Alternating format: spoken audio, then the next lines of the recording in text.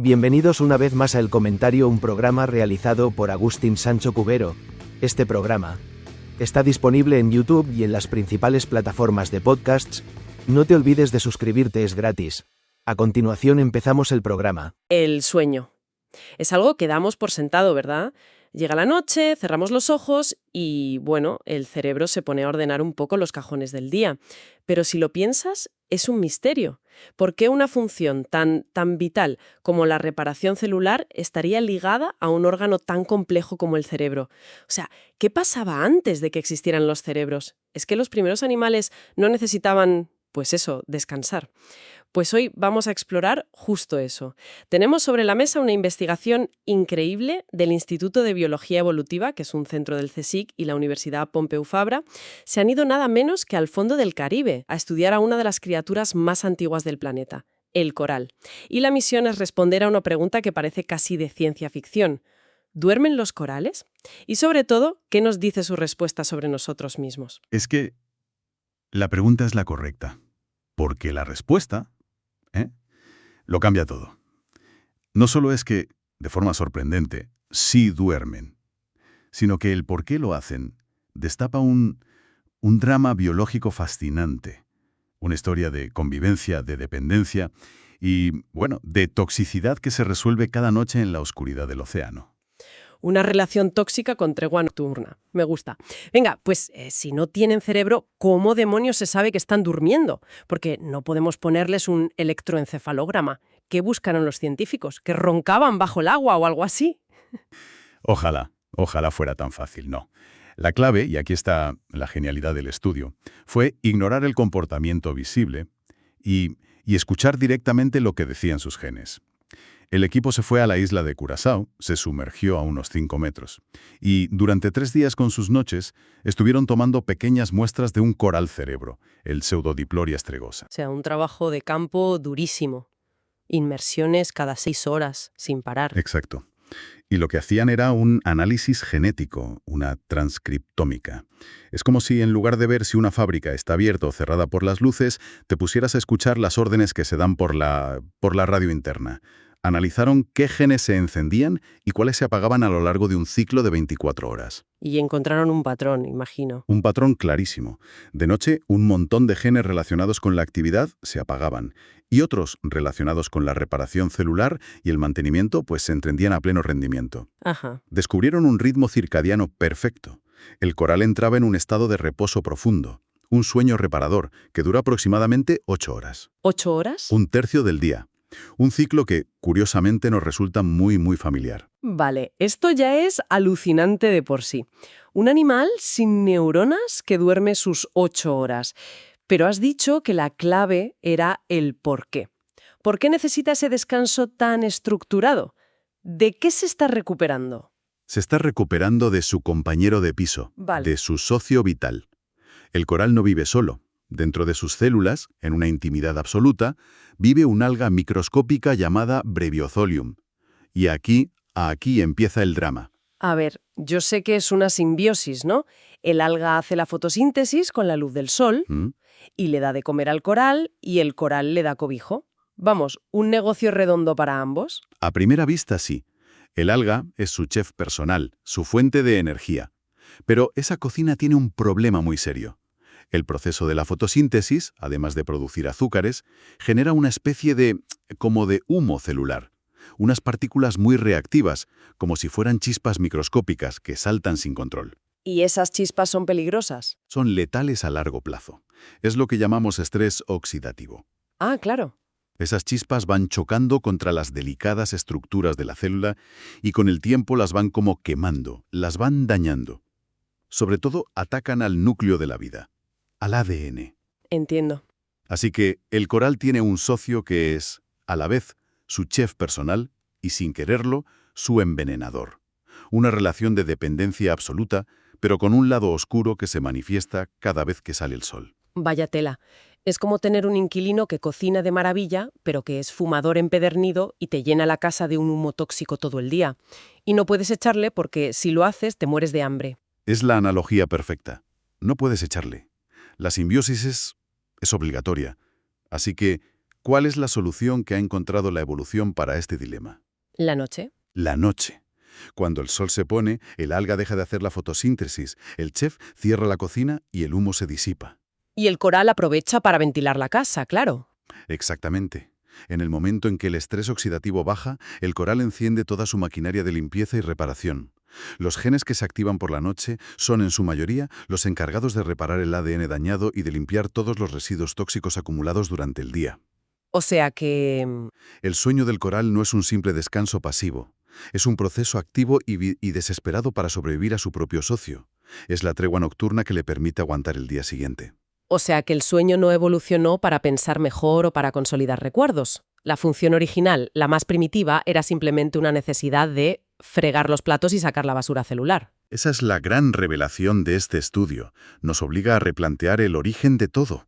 El sueño es un mecanismo de reparación ancestral, anterior a los cerebros por cientos de millones de años. ¡Qué fuerte! Los corales son un linaje antiquísimo. Nos dan una ventana a cómo funcionaban los primeros animales. Y lo que nos dicen es que la primera razón para dormir fue la de gestionar un estrés físico, un daño bioquímico. Pero entonces la idea de que dormimos para que el cerebro ordene la información es secundaria. Un lujo evolutivo que vino mucho después. Podríamos verlo así.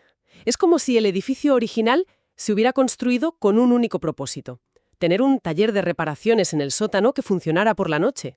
Millones de años después, la evolución construyó encima de ese edificio unos pisos de lujo, las funciones cognitivas. Y descubrió que también era un buen momento para que el conserje ordenara el correo y limpiara las zonas comunes. Pero la función primordial, la del sótano, la de reparar la estructura, siempre estuvo ahí. Me parece increíble. Pero en las fuentes, uno de los investigadores va un paso más allá. Dice que estas relaciones se mantienen gracias a compromisos, que el sueño es el compromiso del coral. Y esa es quizá la idea más potente de todas. El sueño no solo evolucionó para la reparación individual, sino que pudo ser clave para permitir que dos especies vivieran juntas. ¿Cómo? Fue la herramienta que hizo posible la simbiosis. Sin ese ciclo de daño y reparación, de estrés y descanso, el alga habría matado al coral o el coral habría tenido que expulsarla. El sueño funciona como un mecanismo de mediación ecológica, un tratado de paz que se firma cada noche. Un tratado de paz bioquímico. Esto tiene implicaciones enormes. Y no solo para la biología evolutiva, sino para algo muy actual: la crisis de los corales. Los arrecifes están muriendo por el calentamiento global. Este conocimiento sirve para algo práctico. Sirve, y muchísimo. Piensa en los esfuerzos de restauración. Se están creando viveros de coral, criaderos ex situ, para luego reintroducirlos en el mar. Sí, Pero si no entendemos su fisiología básica, su día a día, podemos estar haciéndolo todo mal. espera un momento, ¿me estás diciendo que podríamos estar, sin saberlo, matando de insomnio a los corales que intentamos salvar? Que si en esos viveros no replicamos perfectamente sus ciclos de luz y oscuridad, si les metemos luz artificial por la noche, por ejemplo, estamos impidiendo que su taller de reparaciones funcione. Exactamente. Podríamos estar devolviendo al mar corales que están crónicamente estresados, que no han podido reparar su ADN correctamente y que por tanto son mucho más vulnerables a las enfermedades o al aumento de la temperatura. Claro. Entender que necesitan su noche de forma sagrada es crucial para que estos programas de restauración tengan éxito. Claro, y me imagino que esto va más allá del coral. El estudio nos obliga a no mirar al animal de forma aislada. Nos obliga a pensar en el holobionte. Es un concepto clave. El coral no es solo el animal, es el animal más sus miles de millones de socios microbianos. Algas, bacterias, virus. Es un superorganismo. Es un superorganismo, un ecosistema en sí mismo. Y su respuesta al cambio climático no es la de un individuo, es la respuesta de toda esa comunidad. Si el estrés rompe el equilibrio entre ellos, como está pasando con el blanqueamiento, el holobionte entero colapsa. El blanqueamiento. Eso es cuando el coral, por el estrés del calor, expulsa a las algas, ¿no? Es básicamente un divorcio forzado. Un divorcio suicida, porque al expulsar al alga, pierde a su chef y se muere de hambre. Uf. Lo que este estudio sugiere es que el sueño es uno de los mecanismos que, en condiciones normales, evita ese divorcio. Es lo que mantiene la paz. Pero cuando el estrés externo, como el calor del agua, es demasiado alto, esa tregua nocturna ya no es suficiente para reparar el daño, y el sistema se rompe. Es increíble pensar en ello. Mientras, nos preocupamos por nuestras 8 horas para estar despejadas en una reunión, hay un organismo diminuto en el fondo del mar que está llevando a cabo una negociación bioquímica milenaria con su socio para, literalmente, no desintegrarse. Pone las cosas en perspectiva, desde luego. Vale, si resumimos todo este análisis, la cosa queda así. Unos científicos demuestran que los corales duermen. Duermen a pesar de no tener cerebro. Y lo hacen por una razón que nos devuelve a los orígenes de la vida, para reparar el daño celular que les causa, paradójicamente, el mismo socio que les permite vivir, el sueño como un mal necesario para gestionar una relación tóxica pero indispensable. Y esto nos deja una visión del sueño completamente nueva. No como un lujo del cerebro, sino como un pilar fundamental de la biología, un mecanismo de reparación y, más increíble aún, una herramienta que la evolución ha usado para negociar la paz entre especies. Exacto.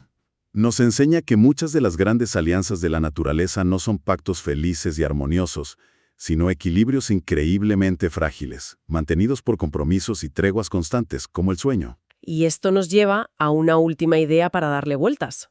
Algo que se extiende mucho más allá de los arrecifes de coral. Si el sueño es una estrategia para gestionar la convivencia en los corales, ¿qué otros mecanismos invisibles de compromiso y reparación podrían estar operando en otras grandes simbiosis? Y no hay que irse muy lejos, ¿eh? Pensemos en la enorme y compleja comunidad de microbios que vive en nuestro propio cuerpo, en nuestro intestino. Dependemos de ellos, y ellos de nosotros. ¿Qué compromisos inconscientes, qué treguas biológicas estamos haciendo cada día, y sobre todo cada noche, para mantener ese equilibrio del que depende nuestra propia salud? Hasta aquí esta edición del programa del comentario, un programa realizado por Agustín Sancho Cubero. Este programa está disponible en YouTube y en las principales plataformas de podcasts. Hasta la próxima edición del programa. Muchas gracias. Dirección y realización Agustín Sancho Cubero.